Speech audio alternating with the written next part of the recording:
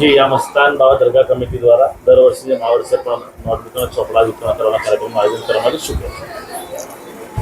જૂની ગઢી હુસૈન સૈયદ મસ્તાન બાવા દરગાહ કમિટી દ્વારા 200 જરૂરતમંદ બાળકોને નોટબુક, ચોપડા, સ્ટેશનરી કીટ આપવામાં આવે છે અને આ હુસૈન ખાન, ઉસ્માન ખાન પઠાણ, ગોપાલભાઈ શાહ, ધાર્મિકભાઈ સોની, દાના જવેલસવાલા અકરમભાઈ એમના દ્વારા આ જરૂરતમંદ લોકોને સહાય છે અને આની અંદર હિન્દુ મુસ્લિમ તમામ લોકો અહીંયા જરૂરતમંદ આવ્યા છે. જે જૂની ગઢી વિસ્તારના હરિજનવાસના, અમારી અજબડી મિલ, હજરત એપાર્ટમેન્ટ, મદાર મિલ્લા, યાકુતપરાના જુદા જુદા વિસ્તારોના છોકરાઓ જે જરૂરતમંદ છે એ પણ અહીંયા ઉપસ્થિત છે.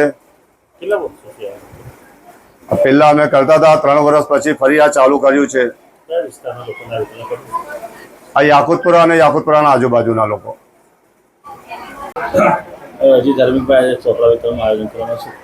આજે મસ્તાન બાવા દરગાહ કમિટી દ્વારા અહીંયા આગળ જરૂરિયાતમંદ 200 બાળકોને ચોપડા અને સ્ટેશનરી કીટનું વિતરણ કરવામાં આવી રહ્યું છે. આજે અહીંયા દરેક ધર્મના છોકરાઓ જે જરૂરિયાતમંદ છે એ ઉપસ્થિત છે. આની પહેલાં મસ્તાન બાવા દરગાહ કમિટી મેડિકલ કેમ્પ અને બ્લડ કેમ્પનું આયોજન રાખતા હતા. આ વખતે શિક્ષણનો કાર્યક્રમ રાખવામાં આવ્યો છે. આ જ રીતે મસ્તાન બાવા દરગાહ કમિટી આવનારા સમયમાં બી આવા કાર્યક્રમ આગળથી કરતા રહેશે.